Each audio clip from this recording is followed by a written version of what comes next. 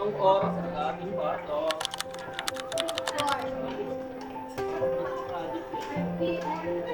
Ay, bakit hindi na tayo? Kaya namin, hindi ka kasi naman. Late na talaga. Wala sa isla.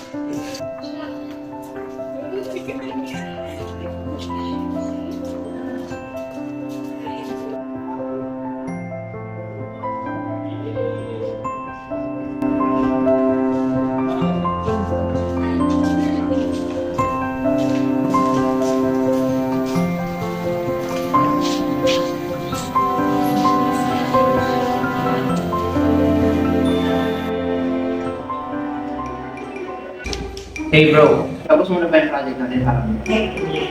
Ay, hindi pa. Pero okay lang eh. Okay lang. Deadline na bukas ah.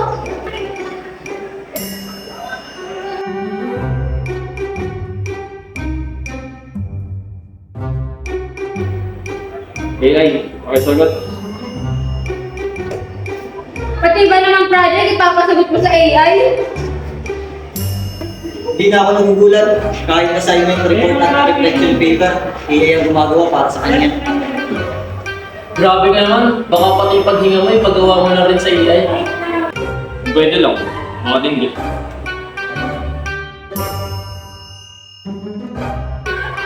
Sa bagay, may point naman siya. Mas mabilis kasi pag AI ang Right! Bakit pa tayo magpapahirap? Kung pwede mo mag-relax habang si AI ang bahala sa lahat. Exactly! Kaya sunod tayo.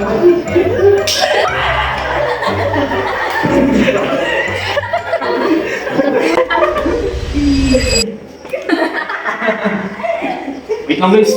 Parang naiwan kayo laptop ko sa kabilang classroom. Wait lang bro. Hoy!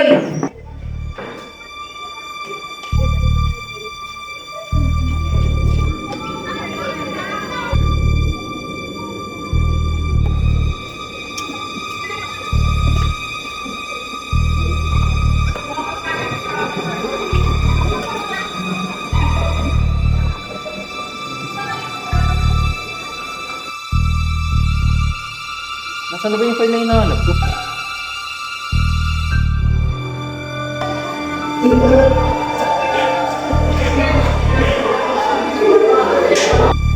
Old archive? May nilagay ba akong ganito dito? Ano to? System alert? Ano to? Okay ko ha. Lah! Meron sa laptop ko. Ito na naman.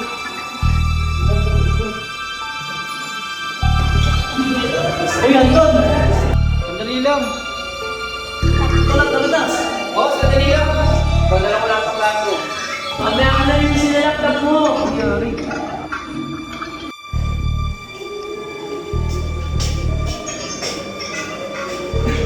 May nakita kasi akong file. Ano pangalan? Old archive. Tulog museum ah. Tantado, baka puro bagsak ng grades. Mga loko, hindi ko alam kung saan galing to ah.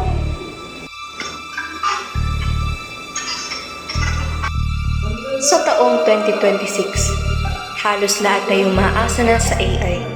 Isa na rito si Anton, isang binatilyong naniniwalang kayang gawin ng teknolohiya ang lahat para sa kanya. Ngunit nang mabuksan niya ang isang lumang archive file, natuklasan niya ng isang misteryosong nag-uugnay sa nakaraan at hinaharap. Isang lihim na magbabago sa kanyang pananaw tungkol sa kaalaman, teknolohiya, at tunay na kalagahan sa pagkatuto. Sa gabing iyon, nagsimula ng bumukas ang pintuan sa pagitan ng dalawang panahon.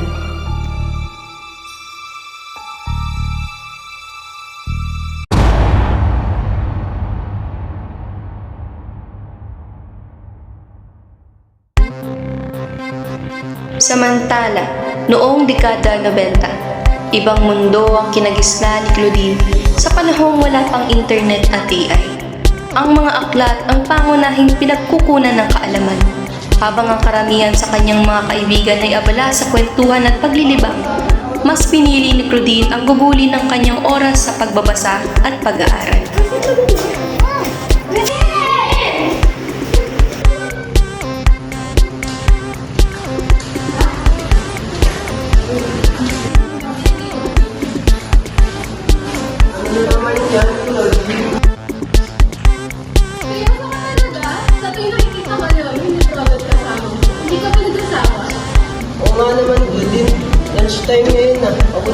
sa kantin, no? Ikaw nag-aaral pa rin. Hindi naman din sa pagpapasa sa time. Mas mabuti na yung magdamay sa Pero ko din, kailangan mo rin magpahinga. Baka mag-iintip ko ka na balang araw. ayos lang, mas gusto ko ng pag-professor naman yung pangalabagsak na grado. Aray, dami na naman kami. Pero hindi ka ba nakabagod magbasa ng magbasa? Minsan nga kami, ilang minuto pa lang inaantok na agad. Hindi naman,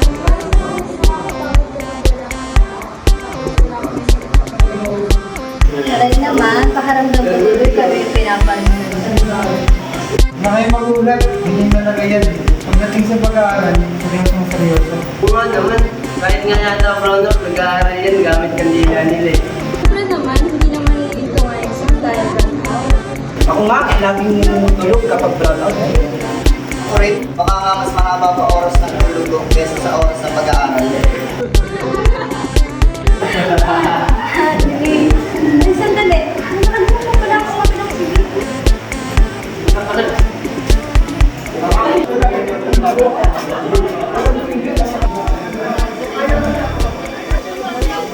Makalipas ang ilang minuto, nagtungo si Claudine sa isang tahimik na silid upang kunin ang kanyang mga naiwang gamit. Habang naghahanap ay may napansin siyang isang lumang aklat na nakapatong sa isang sulok. Kakaiba ito sapagkat wala itong pamagat at anumang palatandaan kung saan ito nagmula. Dahil sa kanyang pag-uusisa, maingat niya itong kinuha upang masuri ng mabuti.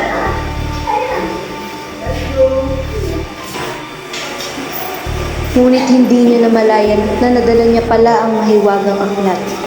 Isang aklat na magdadala sa kanya sa hinaharap.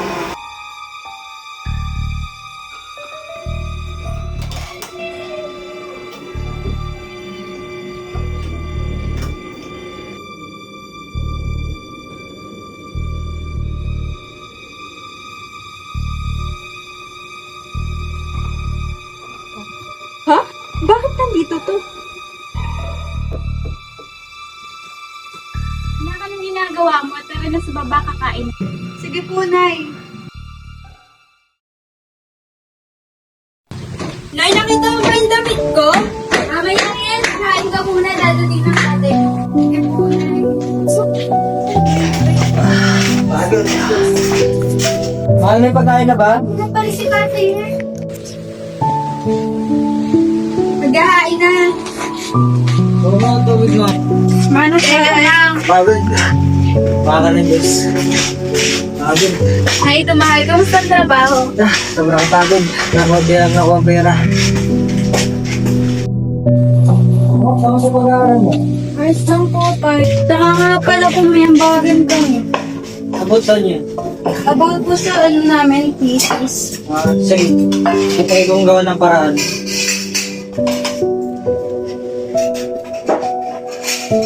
Saan ka na yun? Dito na lang. Hindi na dito na.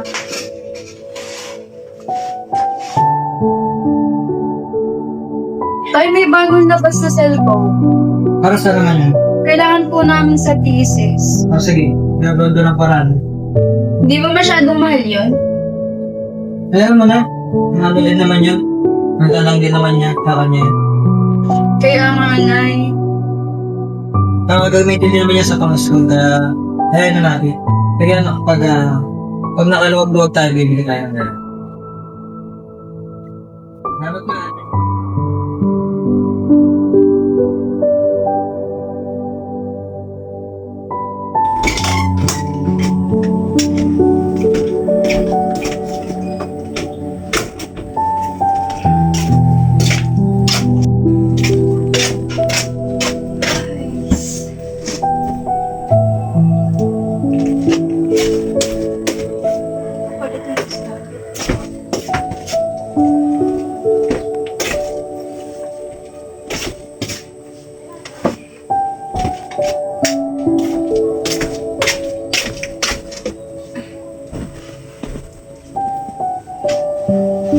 Sa pagod at kalituhan, pinili niyang ipahinga muna ang kanyang sarili at natulog nang hindi alam na ang lihim na naghihintay sa kanya.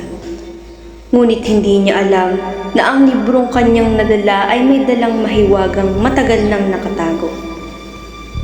Sa gitna ng katahimikan, nagsimulang gumalaw ang libro sa ibabaw ng lamesa. At sa gabing iyon, isang misteryosong kapangyarihan na nagsimulang kumilos. Isang pangyayaring magpapabago sa buhay ni Claudine. Sa isang iglap, nagbago ang lahat. Pagmulat ng mga mata ni Claudine, natagpuan niya na ang sarili niya sa isang panahong hindi pamilyar. Isang bagong lugar, isang bagong panahon, at isang buhay na hindi kanya. Sa hindi inaasahang pagbabago, si Claudine ay nagising bilang si Anton. Lalaki? Sino to? Ha? Nasaan pa tayo kung kaninong kwarto to? Uy, Anton. Ha? Paano ka? Sinong, ha? Late ka na. Tinatawag ka na ni Mama. Kakain na daw sa baba. Sino ka? Sino ka? Ate mo ako. Ate kita? Sino ako? Sino ka? Ha? Ma! Si Anton! Wait lang, sino ka muna? Ma! Si Anton! Nababaliw na! Sinong Anton? Sino yun? Pagdating niya sa paaralan ni Anton, isang kakaibang pakiramdam ang pumalot sa kanya. Parang pamilyar ang lugar na kanyang tinatayuan. Ngunit marami na itong nagbago. Ang dating paaralan na kanyang nakilala, noon ay iba na sa kasalukuyan. Mas moderno ang mga gusali, mas bagong paligid. Sa kabila ng pagbabagong iyon, hindi niya maiwasang maramdaman na may koneksyon ang lugar na ito sa kanyang nakaraan. Hoy, Anton! Hoy, ikaw!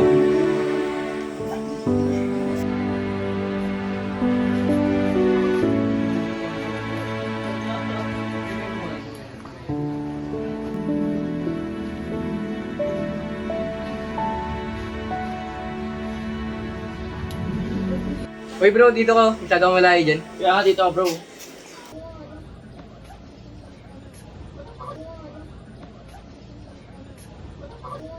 Morning, Anton. Good morning, Anton! Mukhang pinuyat ka. Sino nagpuyat sa'yo? O baka buong gabi ka na nakipagkwentuhan sa EA mo. O baka pati panaginip mo, pinagawa mo na.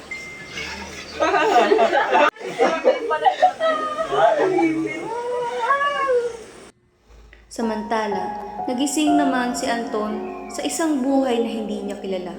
Sa katawan ni Claudine, kailangan niyang harapin ang panahong malayo sa kanyang nakasanayan.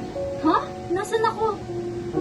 Tsaka bakit babae yung katawan ko? Sa kanyang paggising, pinilit ni Anton na intindihin ang kakaibang sitwasyon na kanyang kinasadlakan. Pagpasok ni Anton sa silid-aralan ni Claudine, isang panibagong mundo ang kanyang hinaharap. Isang buhay na hindi kanya, ngunit kailangan niyang gampanan.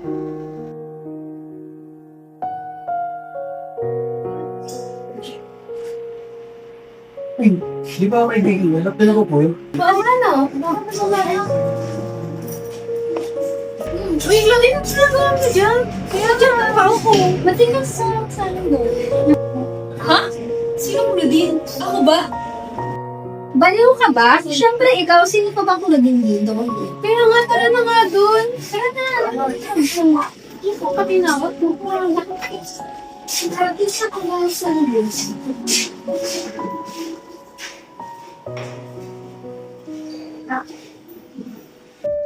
Habang pinagmamasdan ng kanyang paligid, unting-unting nararamdaman ni Anton na may mas malalim na dahilan ng lahat ng ito.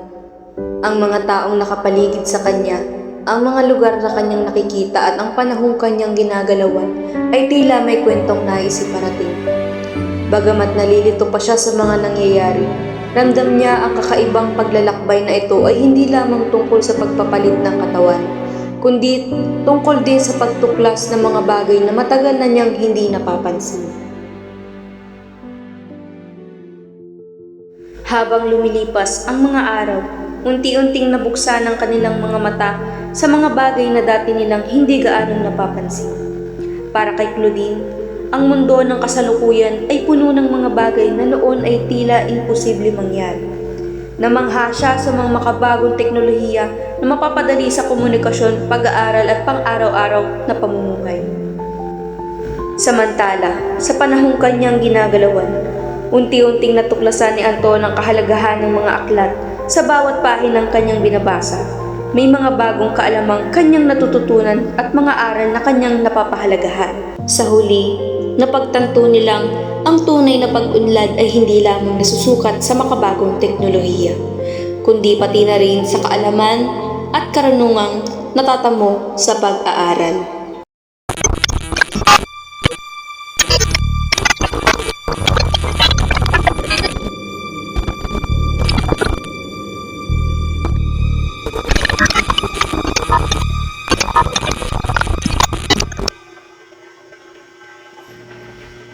Biglang nagising si Anton at napagtantong panaginip lamang pala ang lahat.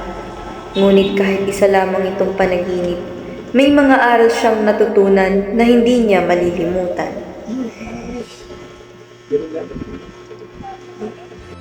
Let's go!